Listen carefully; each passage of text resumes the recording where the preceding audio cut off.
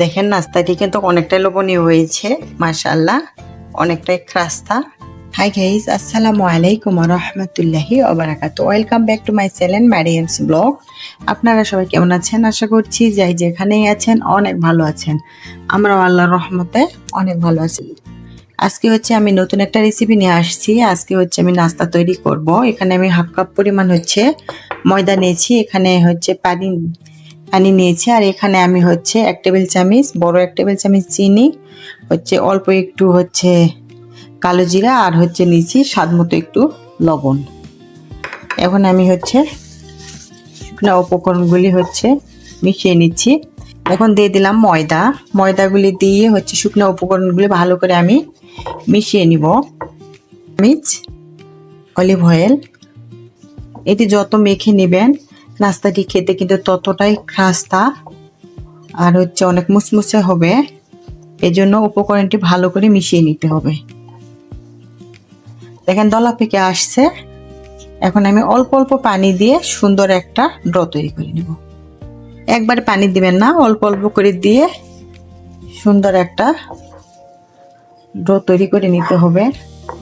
ভালো করে কুচলিয়ে কিন্তু এই ডোটি তৈরি করে নিতে হবে। এখন ভালো করে একটা ডো তৈরি করে নিয়ে আমি আসছি। দেখেন আমার ডোটা কিন্তু হচ্ছে তৈরি হয়ে গেছে। এটি এখন আমি ঢেকে কিছুক্ষণের জন্য রেস্টে রাখবো। এই নাস্তাটি তৈরি করতে যে পুরের দরকার, আমি পুরটি এখন তৈরি করে নিব। আমি হচ্ছে পুরটি তৈরি করব আলুর পুর।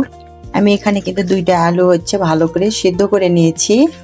এখন আলুটি হচ্ছে আমি একটা ভর্তা তৈরি করে নিব। এখানে 2টা হচ্ছে কাঁচা শুকনা মরিচ নিয়েছি।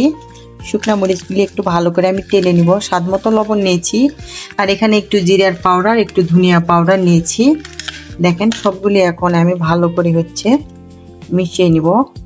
আর এখানে আমি নিয়েছি ধনিয়া পাতা, কাঁচা মরিচ, আর হচ্ছে একটু পেঁয়াজ কুচি করে নিয়েছি। সবগুলি উপকরণ এখন আমি ভালো করে মিশিয়ে নেব।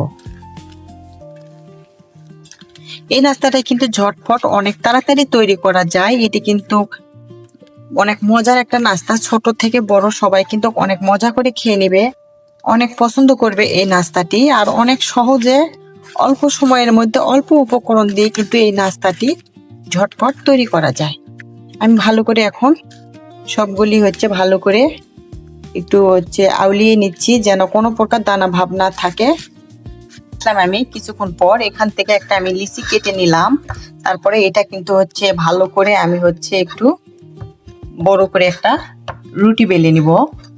দেখেন এরকম করে হচ্ছে আমি একটা বড় করে একটা হচ্ছে রুটি বেলে নিলাম।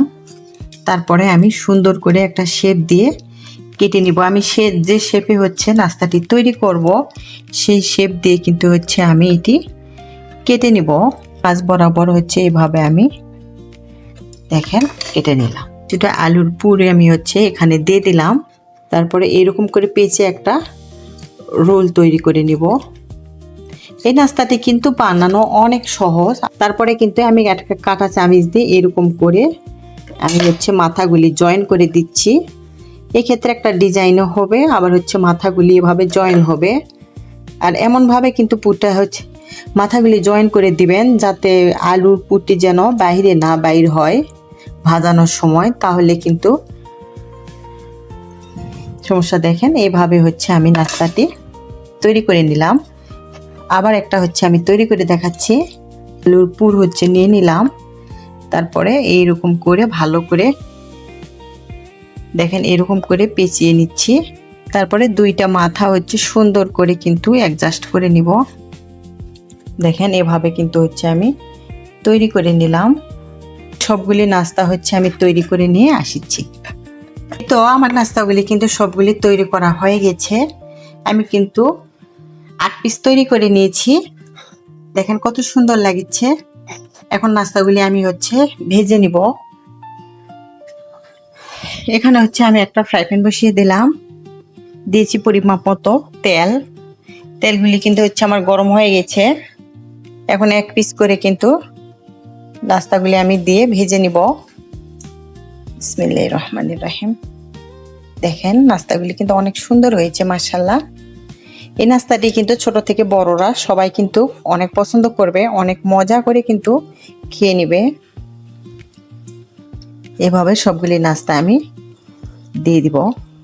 এই তো সবগুলি নাস্তা আমি দিয়ে দিলাম। এই পর্যায়ে কিন্তু চুলার হিটটি মিডিয়ামে রাখতে হবে, হাই হিট দিতে যাবেন না, তাহলে কিন্তু তাড়াতাড়ি কালার চেঞ্জ হয়ে যাবে, ভিতরে কিন্তু ভালোভাবে কুক হবে না।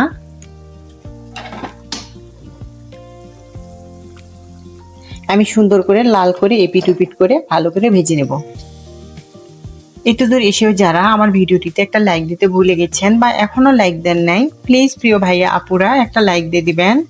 আমার রেসিপিটি যদি কোনো এক জায়গা ভালো লেগে থাকে তাহলে বন্ধুদের সঙ্গে শেয়ার করে দিবেন। আমার এরকম সহজ সহজ রেসিপি পেতে আমার চ্যানেলটি সাবস্ক্রাইব করে সবাই আমার পাশেই থাকবেন। যারা এই কাজগুলি করেছেন সবাইকে অসংখ্য অসংখ্য ধন্যবাদ। একবার কিন্তু হয়ে যাওয়ার পর আমি এভাবে আলতোভাবে উল্টে দিচ্ছি।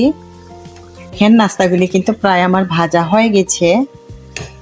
দেখেন কত সুন্দর একটা কালার আসছে, মাশাআল্লাহ। এটি কিন্তু বিকেলবেলা চায়ের সাথে খেতে কিন্তু অনেকটাই দুর্দান্ত। নাস্তাটি কিন্তু প্রায় আমার ভাজানো হয়ে গেছে, অনেক সুন্দর একটা কালার আসছে। এই নাস্তাটি কিন্তু ছোট থেকে বড়রা সবাই কিন্তু অনেক পছন্দ করবে। দেখেন ভাজানো কিন্তু হয়ে গেছে, আমি কিন্তু এপিট উপিট করে সুন্দর করে ভেজে নিয়েছি। আজকের ভিডিওটি এই পর্যন্ত। আপনারা সবাই ভালো থাকবেন, সুস্থ থাকবেন, এই দোয়াই করি। আমাদের জন্য দোয়া করবেন। আসসালামু আলাইকুম ওয়া রাহমাতুল্লাহি ওয়া বারাকাতুহু। আবার আসবো নতুন একটা রেসিপি নিয়ে। এই পর্যন্ত সবাই ভালো থাকবেন। আল্লাহ হাফেজ।